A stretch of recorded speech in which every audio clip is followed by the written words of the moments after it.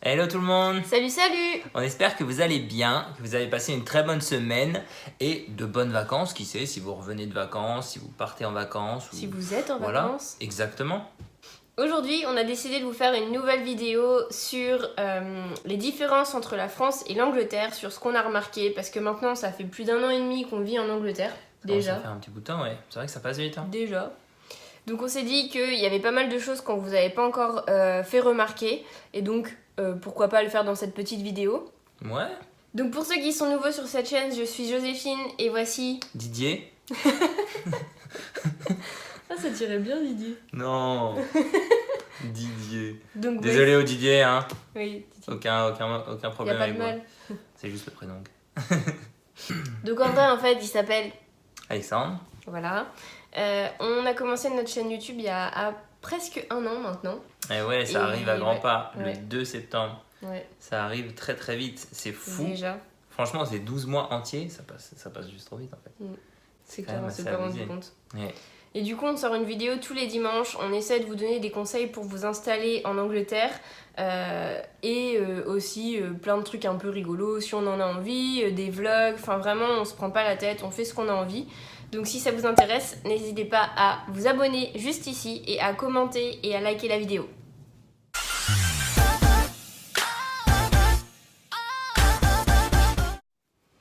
Donc premier truc à savoir sur l'Angleterre, et je pense que c'est tout partout dans l'Angleterre, c'est les feux rouges.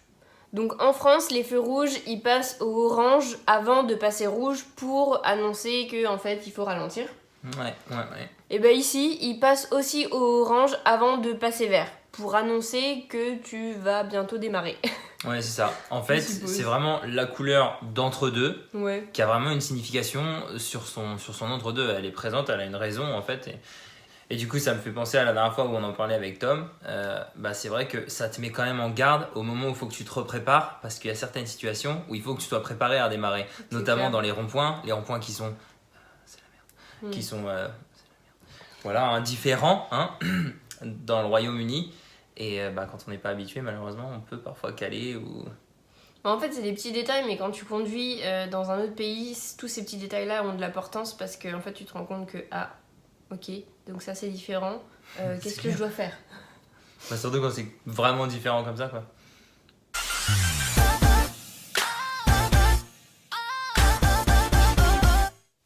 Deuxième point un petit peu différent, en tout cas qui, moi, m'a fait bizarre, et puis toi aussi, je pense, c'est peut-être de par l'éducation qu'on a en France, mais c'est au niveau de l'utilisation des chéquiers. Moi, je me rappelle avoir vu mes parents utiliser des chèques.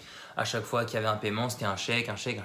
Bah surtout quand tu vas chez le docteur, les trucs comme ça, tu sais, les trucs... je sais pas pourquoi. Il y a quand même beaucoup d'occasions où tu lâches un chèque, quoi. Même les gens, ils payent des fois par chèque leurs courses. Ouais, leurs courses et puis même... J'ai déjà vu ça. Ouais, carrément. Alors qu'ici, pas du tout. Ici, en fait, je connais personne qui a un chéquier. Alors peut-être que vous qui regardez la vidéo, vous avez un chéquier en Angleterre. Mais franchement, là, de base à en parler, je sais même pas si ça existe en fait. Ça doit exister, je pense que c'est sûr, mais c'est pas un moyen de paiement. C'est pas du tout quelque chose dont ils parlent à la banque, quand tu ouvres un compte ou quoi que ce soit. Et même pour avoir fait beaucoup de banques pour le coup, parce qu'on a galéré à trouver une banque au tout début, en fait, c'est quelque chose d'inexistant dans les banques. Ouais.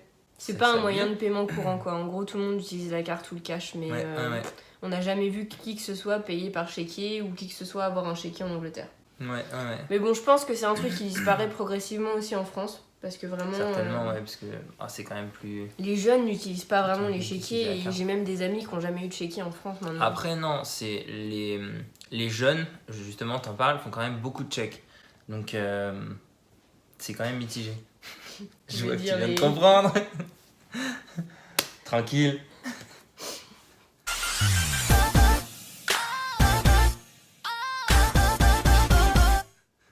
C'est encore au niveau de la circulation, des feux, etc. Cette fois-ci, c'est pour les feux piétons. Donc en fait, ici, il faut un truc qui est assez cool et qui n'est pas en France. Pas du tout. Par contre, c'était en Australie. Et en Italie, il y en avait aussi. Ouais, et puis dans tous les pays, je pense, sauf la France. Ouais, voilà, sauf... je sais pas, dites-nous. Parce qu'au Japon aussi. Ouais, je pense qu'aux États-Unis aussi. Ouais, c'est vrai. Donc, c'est vrai. Bref, ici ils le font, c'est juste en France qu'on ne le fait pas. Mais quand tu traverses le passage piéton et que le feu piéton est au vert, soit t'as un décompte qui te dit combien de temps il te reste, et du coup t'as un peu l'impression genre oula il me reste 3 secondes, merde. C'est un peu glauque des fois, tu te dis que voilà c'est le temps qui te reste avant de peut-être mourir. Je pense pas que la plupart des gens pensent à ça, mais au moins tu sais si tu dois te grouiller ou pas. Je trouve que c'est plutôt pas mal. Non, et clair. Des fois t'as des bips, pas tous les feux, mais la plupart du temps t'as un bip en fait qui au bout d'un moment accélère pour te dire que c'est la fin et que bah, concrètement tu traverses plus ou alors tu te dépêches de finir de traverser.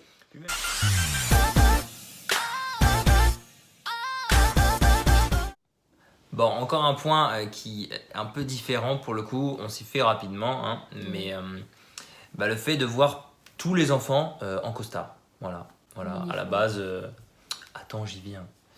Mais à la base, tu te dis mince, pourquoi le petit garçon il est en costard, cravate, tout ça, what the fuck, la petite fille, petite jupe, tailleur et tout. Tu te dis wow, ils sont direct mis dans le bain pour aller au boulot et tout. C'est pas vraiment. Je pensais pas que ça existait au Royaume-Uni, que les enfants travaillent en fait. N'importe quoi. Mais non, en fait, ils vont à l'école. Ils vont à l'école obligatoirement, un uniforme. Ouais. Ça m'aurait fait grave bizarre, moi. Hein. Franchement. Je sais pas, j'ai du mal à imaginer. Je pense que quand t'as tout le temps eu ça, tu te poses pas la question. Ben moi, ça m'aurait fait grave bizarre en fait. Tous les jours, déjà, je le sais, j'aime pas ça, les cravates et tout. Enfin, ça m'a toujours saoulé. C'est vrai qu'ils ont même tous des costard, cravates. Chemise. Au début, mignon. tu les suis parce que tu dis qu'ils vont t'emmener peut-être à Poudlard. Donc, tu poses la question, genre... tu vois. Le chemin. Un sorcier.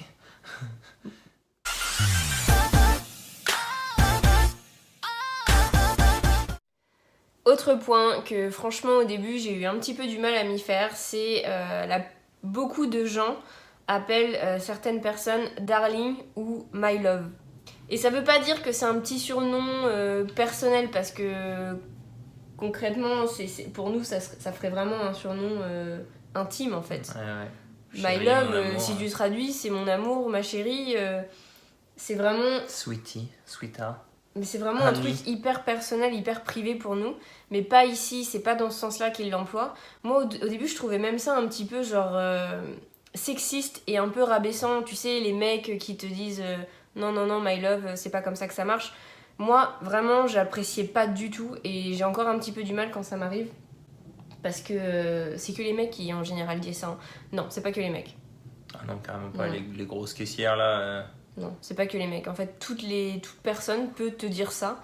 Faut pas le prendre mal, faut pas se sentir non plus genre oula, t'es en train d'éclater ma bulle là. Là, il y a une bulle, tu rentres dans ma sphère privée. C'est pas du tout pour eux, c'est vraiment normal, c'est pratique courante en fait. Parce que toi, t'as expérimenté ça genre dans le milieu professionnel ? Oui. Parce que moi, à part le supermarché. Non. Tu vois ? Non, même au travail. Parce que c'est pour ça que je déteste ça, parce que je trouve ça un peu rabaissant. Pour moi, ça fait un peu... mais c'est normal. Non, chérie, t'es complètement débile, c'est pas ça que je voulais dire, tu vois. Ouais. Et mais c'est comme ça que je le prends. Tu le prennes comme ça. Au travail, ça a une dimension différente. Ouais, mais en fait, ils le disent pas dans ce sens-là, je pense.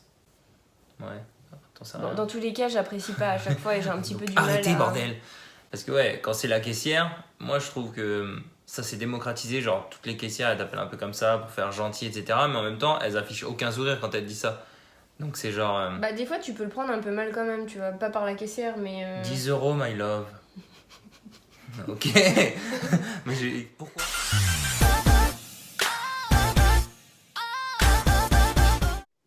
Autre point qui surprend un peu quand on habite à Londres, parce qu'on n'a pas l'habitude d'autant de ça, c'est le fait qu'il y ait autant de caméras partout.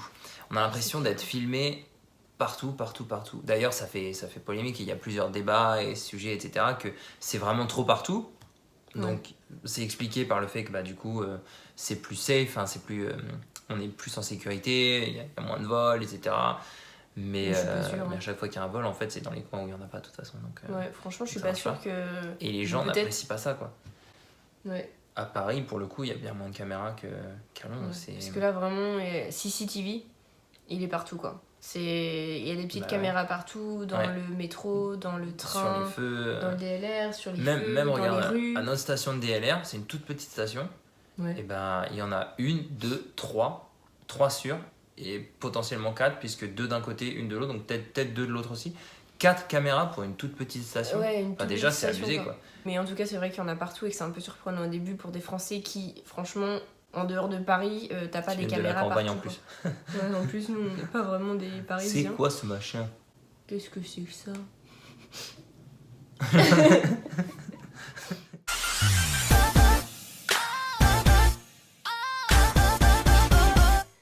Septième point, qui est totalement différent de la France, et on s'en est rendu compte à partir du moment où on a mis le pied en dehors de la France, parce qu'en fait on se rend compte qu'il n'y a que en France que c'est utile. Pas vrai? C'est clair. C'est clair, il faut une fixette dessus alors que... Alors que non, quoi, faut arrêter. C'est les diplômes. Donc tout ce qui est BTS, en gros diplôme après le bac, ou diplôme tout court d'ailleurs, tout le monde s'en fout. C'est-à-dire que ça ne va absolument rien vous apporter de vous présenter à un entretien et de commencer par présenter vos diplômes. Ça ne va rien vous apporter de plus sur votre CV. Il faut quand même le mettre, on ne dit pas qu'il ne faut pas le mettre. Ouais, c'est une section importante dans tous les cas, mais c'est vrai qu'il ne faut pas un focus dessus. Ils s'en fichent complètement. En France, on est omnubilé par la chose. Ici, ils sont beaucoup plus basés sur l'expérience. C'est expérience et personnalité à fond. Ouais. C'est-à-dire qu'en général, ils aiment voir ta personnalité pour savoir si tu vas matcher, si ça va marcher avec l'équipe dans laquelle tu vas travailler. Et expérience à fond, c'est-à-dire que qu'est-ce que tu as appris, qu'est-ce que tu sais faire maintenant, qu'est-ce que tu peux nous apporter, qu'est-ce que ça va être ta difficulté pour t'intégrer dans l'équipe. C'est vraiment des questions sur toi, ta personnalité et sur ton expérience. Ils n'en ont rien à faire de tes diplômes. C'est même pas la peine d'en parler. Enfin, nous, tous les entretiens... Ils posent pas de questions dessus en plus. Non. Si jamais tu zappes dans ta présentation la partie diplôme, il n'y aura pas de questions dessus. Ils vont pas dire « Ah, mais ok, donc votre master, c'était dans quelle école est-ce que vous aviez des spécialités ?» Non, pas du tout. Ça n'arrive jamais. Ils vont même pas le mentionner, genre « Ah, vous avez un master, c'est bien, vous avez une rigueur, vous avez fait des études supérieures. » Bah, c'est clair. Ils s'en fichent complètement. Ah ouais. Inutilité du coup. Et ça, c'est hyper frustrant parce qu'on s'en est rendu compte dès qu'on est sorti de la France, dès qu'on est parti en Australie. C'était pareil, expérience et personnalité qui comptent, c'est tout. Les diplômes, ils s'en fichent. Ouais. En fait, en Angleterre, ça s'explique facilement parce que tout le monde ne peut pas faire d'études supérieures tellement ça coûte cher. Ouais. Donc clairement, ils se basent sur la personne en elle-même et sur sa qualité de travail, son expérience. C'est la même chose en Australie, hein. Les études c'est payant, ça coûte très très cher, c'est connu. Donc, Et c'est complètement logique, mais c'est un peu frustrant quand toi t'es un petit français, on t'a toujours dit études, et que forcément bah, t'as fait des études parce qu'on t'a dit qu'il fallait en faire pour réussir dans la vie, et que les entreprises françaises elles font très attention aux études. Bah là non, en fait... Non, tout le monde s'en fiche. Tout le monde s'en fiche. On s'en fout des diplômes. Ce qui est bien, puisqu'on a tous les deux des diplômes, et on s'est tué à la tâche pour faire un master. Casser le cul. Voilà. Casser le cul pour faire un master qui ne nous sert à rien aujourd'hui, ou en tout cas pas à nous vendre plus qu'autre chose. Tout le monde s'en fout. Donc on aurait pu s'en passer aussi. 5 ans.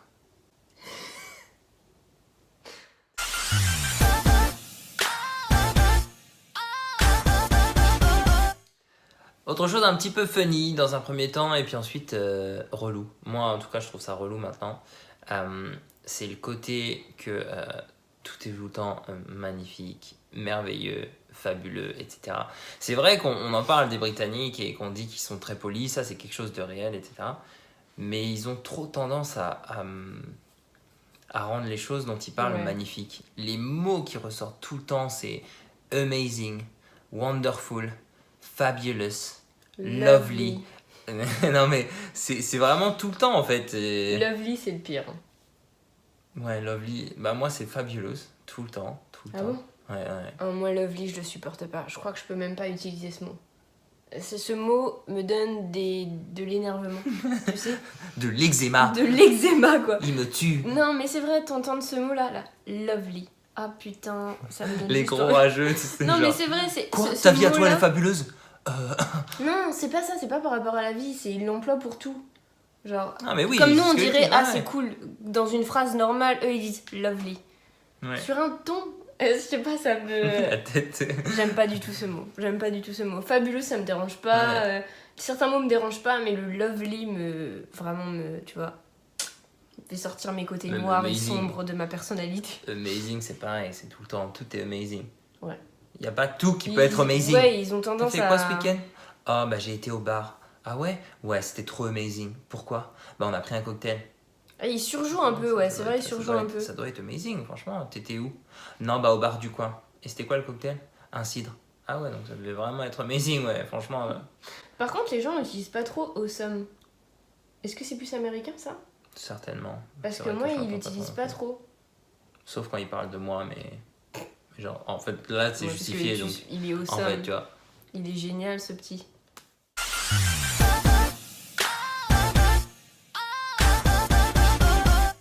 Un autre point qui est un peu bizarre, et quand on est arrivé, on était un peu paumé. Comment on va se faire soigner, comment on va faire. C'est trop différent, en fait. Ouais. On savait pas comment faire. Est-ce qu'il faut, je sais pas, se pointer à un médecin et prendre rendez-vous? Bon, bah en fait, on a fini par comprendre que t'as pas vraiment le choix. Que en fait, t'es obligé d'aller au centre de soins, je crois que c'est comme ça qu'ils appellent ça ici, au centre de soins qui est le plus proche de là où tu habites, donc tu vas pas n'importe où. Non, ça je pense que tu peux aller plus loin. Bon, tu vas pas aller à l'autre bout de la ville parce que ce serait bizarre parce qu'ils te demandent de mettre ton adresse. Tu vas pas forcément à celui le plus proche de chez toi. Mais de chez toi, vous avez compris. Mais par contre, quand tu registres chez eux, donc quand tu t'enregistres, parce qu'il y a un formulaire à remplir, il faut donner des informations, c'est vrai. Et ensuite ça met 5 jours à se valider pour s'enregistrer chez le médecin. Enfin, quand tu penses que t'as pas fait ça, parce que en France tu prends un rendez-vous chez le médecin, t'y vas, peu importe le médecin. Là t'as la gastro, t'es pas bien, tu vas chez le médecin. Ouais. Ah bah là, il va falloir remplir le formulaire, puis revenir dans 5 à 7 jours. Ouais, ça c'est vrai, hein. C'est-à-dire que vous ne pouvez pas avoir votre rendez-vous avant d'avoir fait ça. Hein. Ouais, ils peuvent pas t'enregistrer sur leur système, tu n'existes pas, donc ils te demandent les papiers nécessaires, ensuite ils te valident, ensuite ça prend le temps qu'il faut pour t'enregistrer, ensuite tu reçois un email qui te dit « Ok, c'est bon, vous êtes enregistré, maintenant vous pouvez prendre des rendez-vous. » Ok. Ouais. Et à partir du moment où tu es chez un GP, donc un General Practitioner, donc un médecin traitant, tu vas pas ailleurs en fait, parce que ailleurs tu n'es pas enregistré, donc ils te prendront pas, t'es enregistré chez ton GP. En fait c'est pas facile de se faire soigner ici franchement. Pour avoir un rendez-vous, si jamais t'es vraiment malade, bonne chance, parce que franchement ton rendez-vous tu l'auras dans 1 semaine voire 2. Mais on vous fera certainement une vidéo sur le système de santé parce que ça peut intéresser certaines personnes. Donc un truc hyper important, si vous arrivez à Londres et que vous savez où vous allez habiter et que vous y restez pour longtemps, inscrivez-vous. N'attendez pas d'être malade pour vous inscrire chez votre médecin parce que... C'est la première chose à faire pour le coup. Ouais, parce que...